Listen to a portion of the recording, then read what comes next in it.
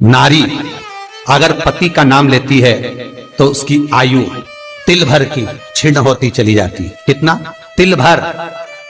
स्कंद पुराण में लिखा है तिल भर की आयु क्षीण होती चली जाती। नारी ज्येष्ठ पुत्र का नाम लेती है, हाँ ज्येष्ठ में अगर बेटी है तो उसका नाम ले सकती है, पर ज्येष्ठ पुत्र बड़ा पुत्र है और पुत्र का नाम लेती है तो उस बालक की कभी उन्नति नहीं हो सकती। तन से, मन से या धन से वो बालक हमेशा दुखी ही रहेगा। तुम दुनिया का सारा सपोर्ट कर दो, तुम चाहे अपनी प्रॉपर्टी बड़े बेटे के नाम कर दो, तुम चाहे पूरा दुनिया भर का सुख अपने बेटे के सामने लाकर खड़ा कर दो, तो भी अगर मां अपने बड़े पुत्र का नाम बार बार लेती है तो वो पुत्र या तो तन से या मन से या धन से दुखी ही मिलेगा, वो सुख नहीं पा सकता।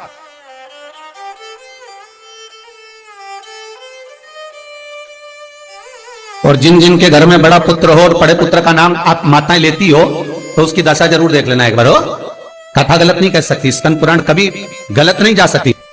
आपके घर में भी अगर बड़ा पुत्र हो और पुत्र का नाम अगर आप ले रहे हो, हाँ ये जरूर है, अगर बेटी बड़ी और उसके बाद पुत्र बड़ा है तो वो ज्येष्ठ नहीं माना जाएगा। ध्यान रखना, ज्येष्ठ का मतलब होता है सबसे बड़ा पुत्र, उसके बाद सारे बच्चों का जन्म हुआ। क्योंकि बेटी अगर जन्म ले ली पहले फिर बेटा हुआ तो बेटी ज्येष्ठ कहलाएगी, है बेटा नहीं कहलाएगा।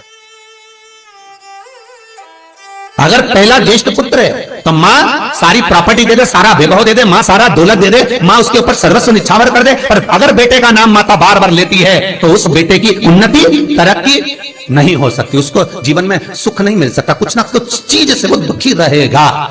चाहे वो बच्चों से रहे, पत्नी से रहे, परिवार से रहे, कुटुंब से रहे, व्यापार में रहे, व्यवसाय में रहे, ऑफिस में रहे, चाहे अपने शरीर से रहे, पर दुख तो उसके भाग्य में थोड़ा लिखा ही रहे।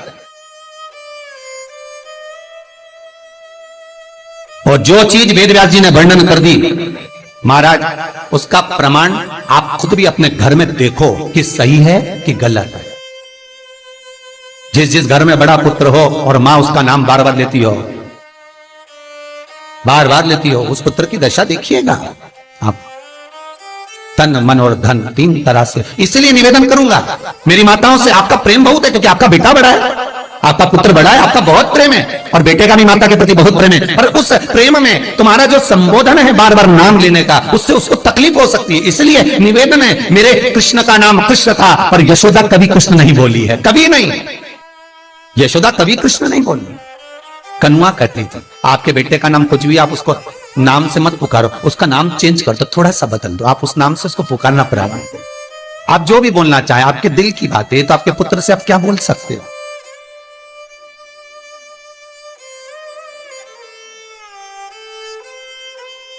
मेरी कौशल्या मैया राम को केवल राम ही कहती थी।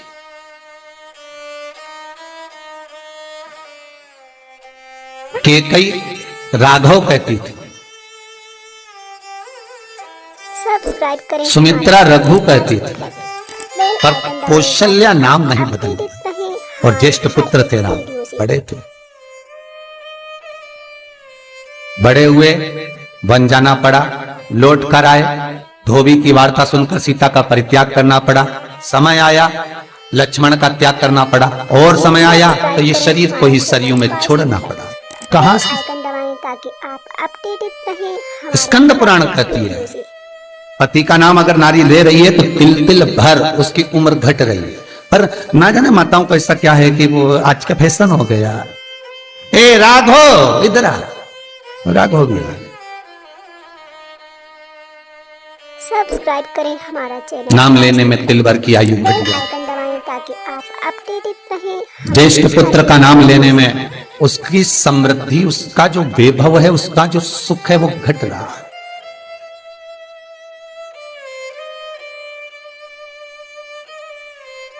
तीसरा, जिस गुरु से गुरु मंत्र लिया है, गुरु दीक्षा ली है, जिस गुरु से आपने गुरु मंत्र का स्मरण किया है, जिस गुरु से आपने गुरु मुख हुए हैं, जिस गुरु से आपने गुरु मंत्र लिया है, आपने अगर मंत्र ले लिया, चार जगह पर बात निकले, कोई पूछ भी ले कि आपने गुरु मंत्र किससे लिया, तो बता दो भैया हम तो वहां गए थे, वहां का जो गुरु जी है उनसे हमने गुरु मंत्र लिया, वही हमारे गुरु है। नाम का स्मरण ना करते हुए उसकी पहचान बताने का प्रयास करो, वो ऐसे वो वैसे वो वहां रहते, उसका स्मरण। गुरु का नाम लेने से क्या जाता है महाराज? शास्त्र कहता है गुरु जिसने मंत्र दिया उसका नाम मत लो, गुरु ने जो मंत्र दिया उसका नाम लो। बहुत ध्यान देना महाराज। दुनिया के लोग गुरु का नाम लेकर बैठे हैं, उन गुरु जी से मंत्र लिया था तो उन्हीं का नाम लिया जाए, श्री ये मान जी ये मान जी। अरे क्या नाम लेना, क्या नाम ले? हमें गुरु का नाम नहीं याद करना, हमें गुरु मंत्र याद करना। जो गुरु ने मंत्र दिया उसका स्मरण कर। क्या होता है? स्कंद पुराण कहती है जब माला जपने के लिए बैठते हैं तो गुरु का श्री विग्रह तुम्हारे सामने होना चाहिए कि हमने उन गुरु जी से मंत्र लिया है, और गुरु का नाम नहीं। गुरु मंत्र लेते समय गुरु का विग्रह सामने हो और मंत्र जो गुरु ने दिया है उसका स्मरण, सब्सक्राइब करें, उसका स्मरण। बेल आइकन दबाएं। हम बार बार अगर गुरु के नाम का स्मरण करते हैं, वीडियो से हम बार बार गुरु का नाम लेते हैं, जिस गुरु से मंत्र लिया उसका नाम अगर हम बार बार ले रहे हैं तो हमारे घर में महाराज शांति टिकती नहीं है। थोड़ा सा क्रोध क्लेश थोड़ा बड़ा रहता है। अगर तुम्हारे परिवार में तुम्हारे घर में कोई किसी की निंदा करता हो तो कह देना भैया हमको 24 तरह के नरक में नहीं जाना, तू चुपचाप हो जा, बिल्कुल चुप। 94 नरक में से 24 नरक निंदा के, वीडियो से केवल निंदा सुनना, और निंदा करने वाला तो केवल 4 नरक में गिरता है। क्यों 4 नरक में गिरता है? तो पूछा निंदा करने वाले को ज्यादा पाप लगना चाहिए, नहीं उसको कम लगता है। तो कम क्यों लगता है? तो अग्नि पुराण में लिखा कि निंदा करने वाला को 4 नरक का भोग इसलिए भुगताया जाता है क्योंकि जिसकी वो निंदा करता है उसके सारे पाप धोता है। मतलब आप किसी की निंदा कर रहे हो तो उसके पाप धुल रहे हैं। किसके? जिसकी निंदा हो रही है। तो वो निंदा करने वाले को तो भगवान ने इसलिए पैदा करा क्योंकि तू पाप धोएगा, तो इसलिए उसको 4 नरक, और जो सुन रहा है अरे बोलो तो जम के, उसको 24 नरक।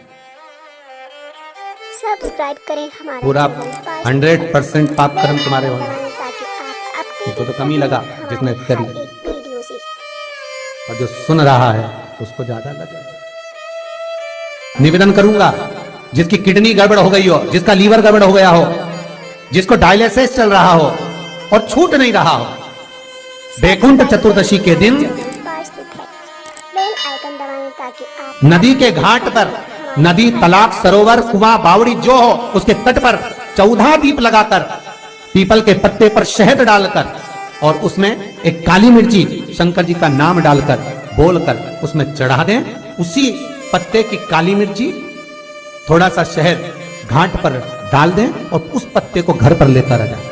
जिसको डॉक्टर ने कह दिया डायलिसिस होगा, किडनी लीवर गड़बड़ हो रहे हैं, बैकुंठ चतुर्दशी के दिन रात्रि को 14 दीप लगाकर जब घाट से आए, जिस व्यक्ति को रोग है बीमारी है उसको वो पत्ते समेत चटा देगा। हमारे हर एक वीडियो से और फिर जाकर आप 8 दिन 10 दिन बाद जांच करवाओ, आपको उसका फल प्राप्त हो जाए। और विश्वास रखकर, क्योंकि हरि और हर मिलन कोई साधारण नहीं है। बैकुंठ चतुर्दशी का हिंदू धर्म का एक एक त्योहार जो हमारे भगवान शिव ने निर्मित किया है। शंकर ने जिन वारों को बनाया, त्योहारों को बनाया, तिथियों को बनाया, घड़ी और पल बनाए, शिव महापुराण में सब लिखा है कि एक एक पल, एक एक घड़ी, एक एक तीर्थ का एक एक स्मरण जो करा गया है हमारे यहाँ त्योहारों का, तिथियों का, वारों का, नक्षत्रों का, ये शंकर ने करा। ये कोई सहज नहीं बना,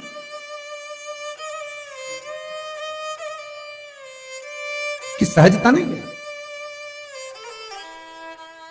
श्री शिवाय नमस्तुभ्यं, श्री शिवाय नमस्तुभ्यं, सब्सक्राइब करें हमारा श्री चैनल शिवाय